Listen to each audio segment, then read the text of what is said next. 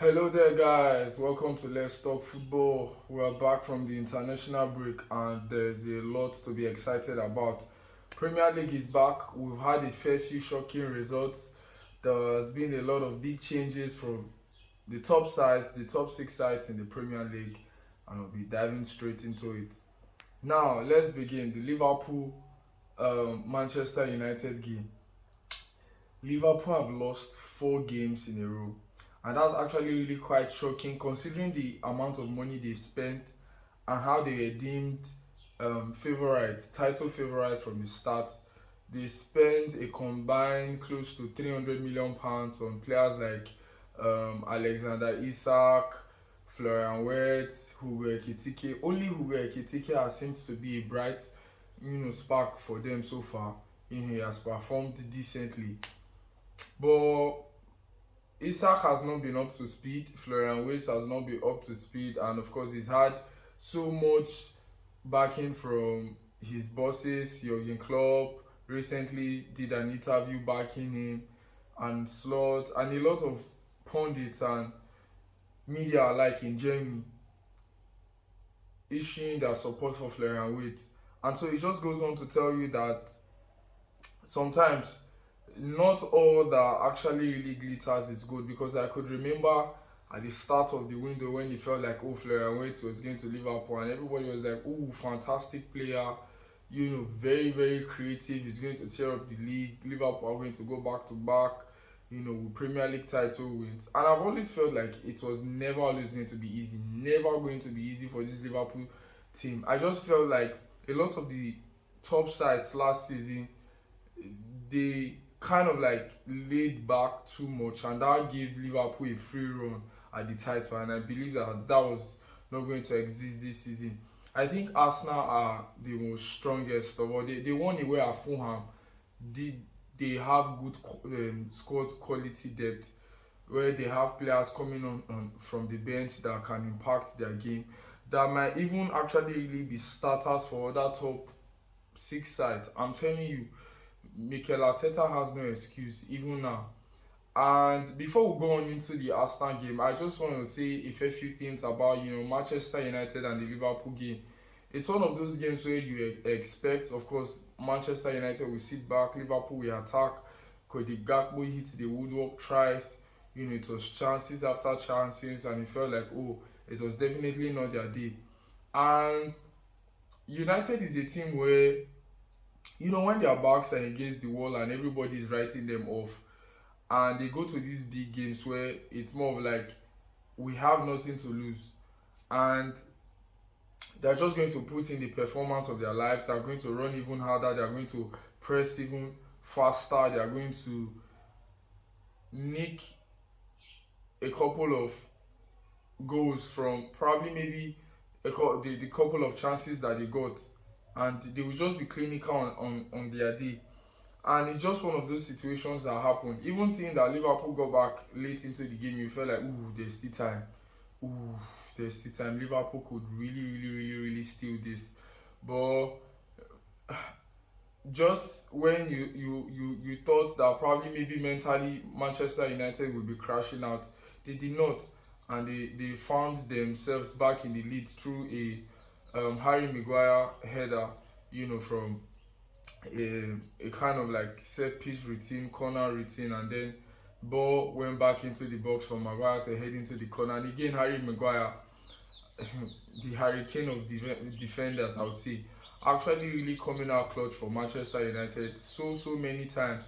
I've always felt like Harry Maguire is a fantastic defender. He's a fantastic. I tell you, I watched him a lot at Leicester, and some of the qualities I saw, he's a good ball playing defender. He can pass long shots. He's a strong header, strong in the duel.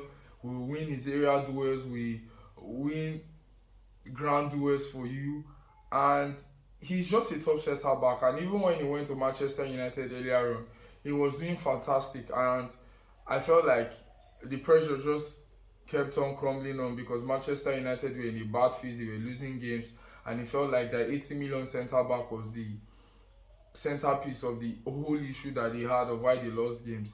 And I think he's finding his feet under Amorim, less pressure, because a lot of other signings have been made, the late Euro, with even more price tags, even if not close to the 80 million he was signed for, but responsibilities are shared across the pitch. And so I'm delighted for him, delighted for Manchester United.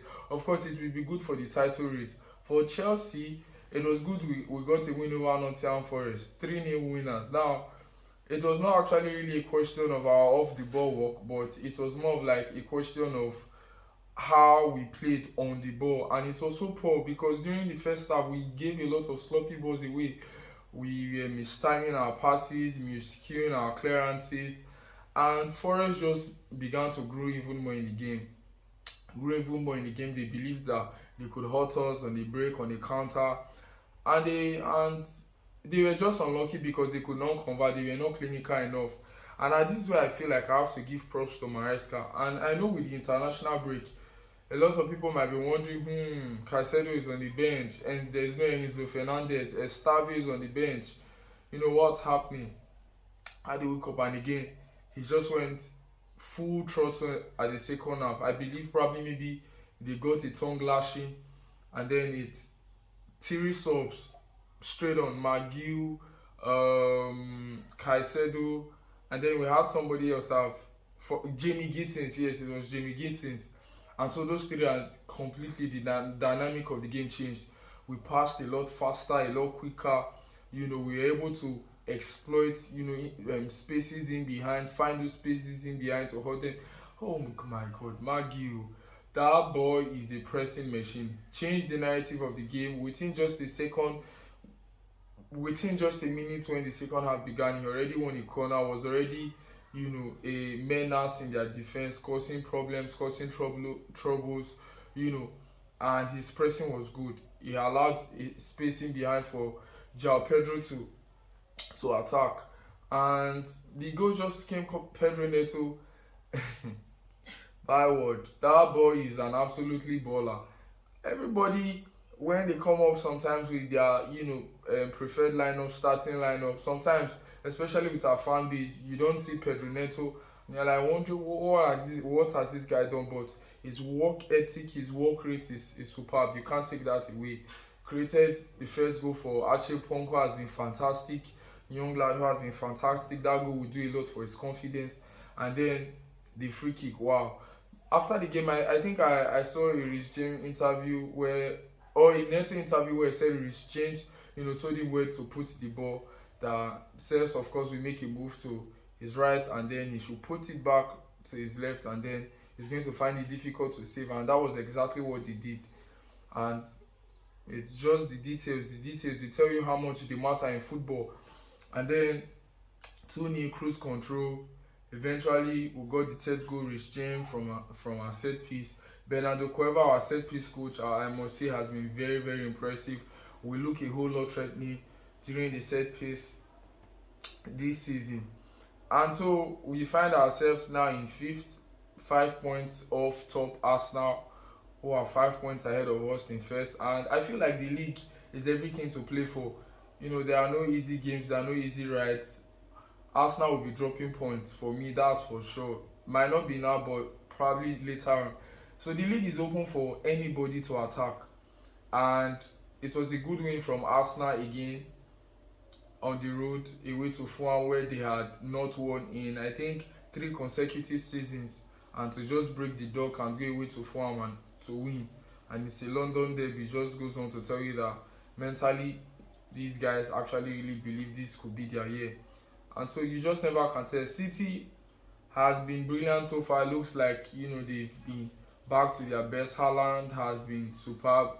Their goal scoring machine has been banging in a lot of goals, and he has been on fire. 2-0 winners over Everton. I always felt like they were going to cruise over Everton. I felt like they were at home.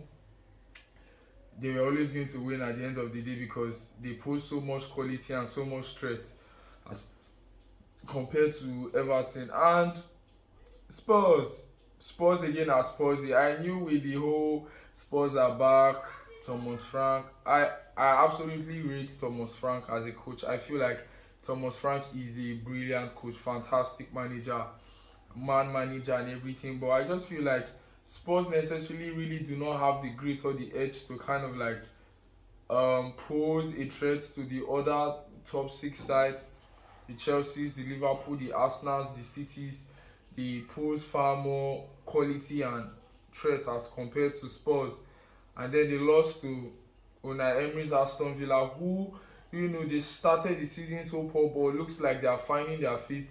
Unai Emery, his character has never been in question. His tactical nuance and ability as a manager has never been in question. He's a fantastic manager, and so the title race is left to be played for, and there are still a lot of games left. I believe that teams in around the top end of the table will be looking to keep on their good form. Bournemouth has actually really been the surprise. It's actually a matter of fact if they can keep on the consistent run of winning games.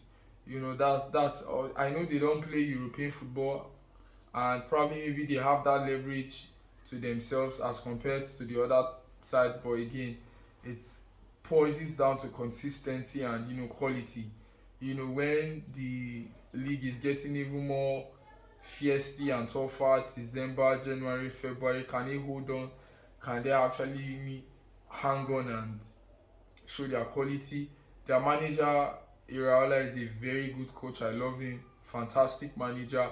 The Premier League has some really, really good, exciting managers, and I feel like he's going to do a lot for the league in terms of how well teams are playing now. A lot of teams in the Premier League are playing fantastic football, and he's going to do a lot for us in terms of international competitions when we represent. And again, like I said, it's all to play for in the league. For my team, Chelsea, I couldn't be more excited. Next stop is Sunderland at home. Definitely, we're going to cruise to victory with that. I have no doubts in my mind. Palmer is out for, I think, minimum 6 weeks. Delap not yet back. Esugo not yet back. Kowi looks like towards the end of the season. And still here we're producing this kind of performances. It just goes on to tell you that you have to give props to the manager Enzo Maresca, who has been fantastic. So everything is left to play for, fingers crossed. And so please, that will be all for now. Do not forget to like, do not forget to share, do not forget to subscribe, and if you've not turned on your bell like notification button, please do that so that you'll be updated anytime I drop a video. And so that'll be all for now. Bye bye.